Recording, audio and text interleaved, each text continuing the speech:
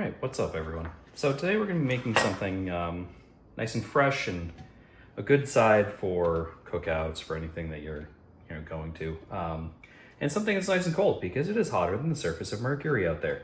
So we're going to be starting with something stuck in my box grater here. We're going to be starting with grating a couple of carrots on the biggest setting on your box grater. You can also you can buy them pre-sliced. Sometimes it's a little expensive though. And you can also get or make like matchstick cut carrots, but that takes a little bit more time. This is a little bit easier and gets roughly the same result. So this is something, it's very bright, fresh, it's cold, best served cold, but it's also something that is best made the day before or the morning of, if it's a later dinner party, because you're gonna want to have some of the ingredients kind of work on each other a little bit. And that'll make sense a little bit more in a few minutes. So once we get all these carrots down, I have, this one doesn't want to grate very well. As you can see, I have in the sink, I have some bok choy I've washed off. We're gonna use some of those, and there's some oranges right here as well. That's what we are going to be making, a bok choy carrot slaw with a little bit of an orange and olive oil dressing. And I'm just trying not to grate my fingers while I talk here. It's a little harder than I expected. And it's gonna have red onion in it as well. Now, when it comes to the onion, you can omit it. You can use a different type of onion, something that's a little less powerful. I know like a raw red onion is very aggressive to a lot of people. And that's why this is one of those things you wanna make beforehand, because the acid in the orange, and if you wanna add a little bit of rice vinegar, which I do sometimes, can really cut down on the aggressiveness of that onion. And the reason we use red onions is because it's our favorite. That being said, since my wife is out of town, I'm just making this for myself. So it's gonna be probably more than I can eat, but this is something that's good on its own. If you just need a quick snack, you want something healthy that you don't have to heat up, or you want a quick salad for a side of the sandwich, or you wanna put this on like a banh mi or something, you have those options. All right, that's good on the carrots. So you're gonna get very orange in there.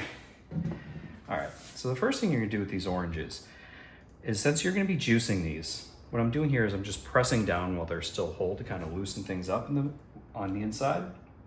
Makes the juice come out a little bit easier, and it's a lot easier to work with in general once you're at that stage, if you're not used to it, or if you don't have like the strongest fingers in the world. I'm a bassist, but still it makes it easier. First thing you're gonna do is you're going to be on a microplaner or a zester. They're effectively the same thing. You're gonna zest these oranges, get all of that. You wanna make sure when you're zesting something, as you can see, I keep picking it up and checking, because what I'm trying to do is making sure I'm not going all the way down to where it's white underneath the skin. Because when you get there, it starts getting bitter, and you really don't want that bitterness in there. You want the nice, fresh orange oils from there. Now, juice one.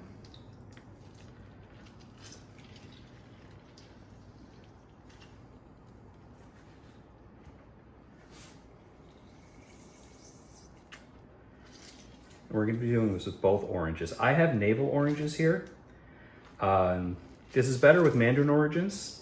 However, grocery store near us only had navel oranges, so that's what I'm working with. It's still good, it's just a little bit less strong, which is why I add things like the sesame oil and the rice vinegar to kind of tone down that onion, because these oranges aren't going to be as strong of a flavor, they're not going to be as powerful.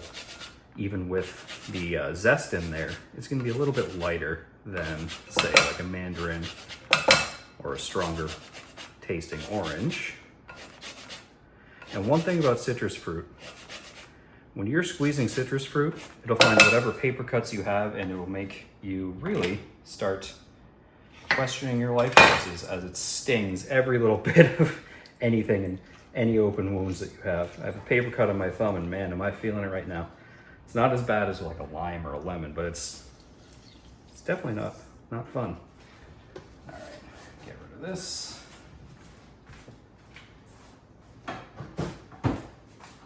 And one thing that I haven't mentioned before that you always learn in like a professional kitchen setting, or even if you're a home chef. Always clean as you go, because it'll make your life easier. It'll make sure that your food is nice and clean. It'll make sure that your workstation's nice and clean, so you're not tripping anything. You're less likely to drop your knife. You're less likely to, make any mistakes. I'm just gonna dry this bad boy off. Now, we're gonna save these whites from the bok choy, because I'm gonna be using it in a different recipe.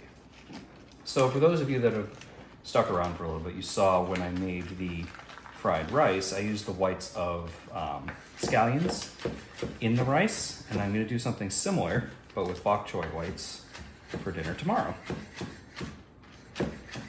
And this is something, you want them to be in ribbons. That's why I rolled it like this, and I'm cutting it in a long strip like that. I'm just gonna cut them in half. You want them to be nice long ribbons, depending on how you're gonna use it. If you're putting this on like a burger or something, you might wanna leave them without that second cut, but I'm gonna put them on a type of kind of fusion taco, and that will be why I want them the longer and thinner strips. Now, one thing with bok choy, along with the red onion, is it can be a little bit bitter. So like these darker leaves can be a little bit more bitter than some of the lighter leaves, which is the other reason why you want to make this the night before. It's real good when it sits in the fridge. It's delicious if you eat it right away, but it's a little bit better if you let it sit, in my opinion anyway.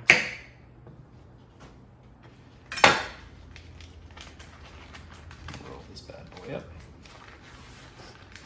And this is one of those things that you can bring to your next cookout. 4th of July is coming up, if you're watching this when it goes live. And you can really impress people with the depth of flavor and how bright and fresh it tastes, especially this time of year, especially when it feels like you're stepping into an oven every time you open your front door right about now, because it's hot. That's what made me really think about making this, because I don't have to actually cook anything to do this. And I figure it can be another entry into my little S3 series. For those that do get the joke, it's a Metal Gear Solid reference. And the point of it is for things like sides, salads, and sauces, easy things that, a lot of people are gonna be cooking big elaborate meals, or gonna show you how to make a good dinner. But sometimes it's either a whole thing, or it's just a protein, or just the main course, and you want to know like good things to go with these. And I figure this is a good little series to do for that. What to use them on, like I did with the tonkatsu, or when I made the fried rice as as kind of the main part of that dinner, but like almost a secondary main, because I had it with karage and the tonkatsu sauce. Karage being fried chicken, for those of you that are unfamiliar with some other terms. Like I said, we're gonna save those whites. I'm gonna dice them up, and if you're someone who watches all my videos, you will see them used a little bit tomorrow. And the other reason, like I said, this sits and it gets some of the bitterness out. That's also why I wash the bok choy beforehand and let it sit a little bit in that water, because that's gonna draw out. When you're using like Napa cabbage, I can speak, or like a green or red cabbage, you really want to let them sit and work all that bitterness out of them, because that's what gives you the best flavor if you're making like a normal coleslaw, if you're making something along those lines. And there's all kinds of little nooks and crannies in these where the water is going to hold, so you really want to pat them dry on both sides like that.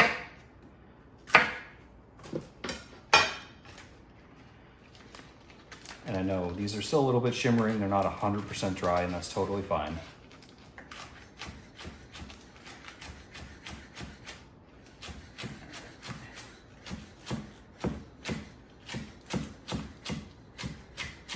These leaves, they're a little bit bigger than my cutting board here. It's making it kind of difficult. All right, so that's probably a good amount of the bok choy to go in there.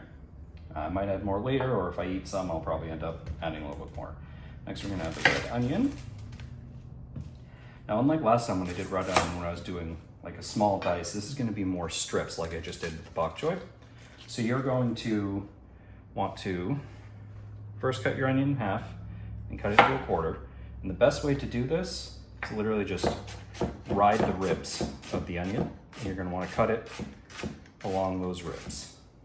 You wanna make it as even as you can and fairly thin, because again, sometimes you don't know with these if you're gonna bite into it and it's gonna be a really powerful flavor, or if you're gonna start cutting it and you're gonna start crying, which is entirely possible. Happens to me, happens to the best of us, happens to my cat. He decides to be nosy when I'm in here cooking, so no shame.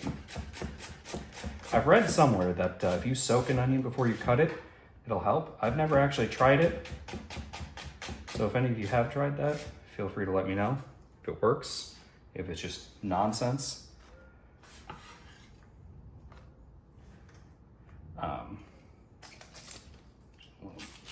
Just gonna do the whole onion this time, I think.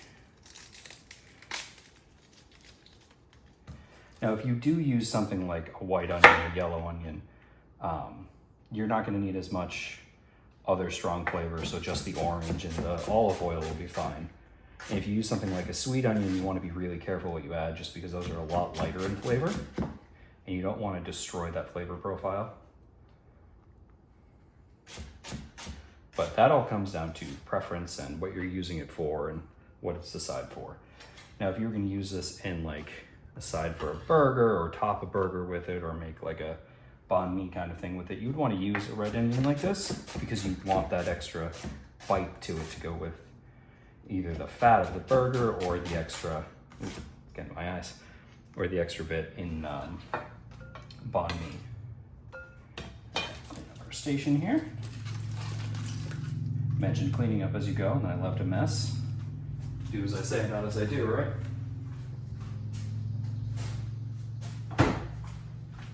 All right, next, grab a little bit of sesame oil, a little bit of rice vinegar.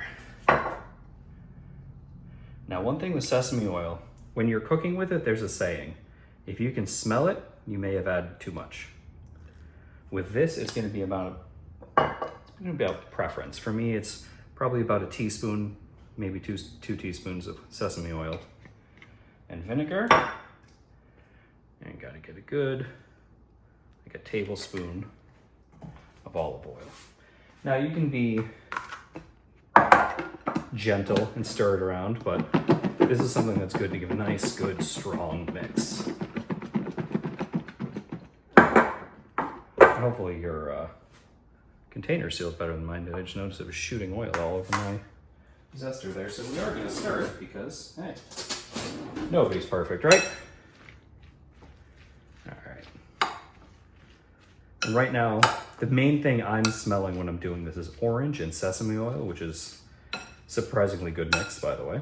But yeah, that's all you need to do. Bring this to your next cookout, bring this to a friend's house, any potluck you're doing. Surprise anyone with your knowledge of good flavors and how everything mixes together, and I hope you enjoy.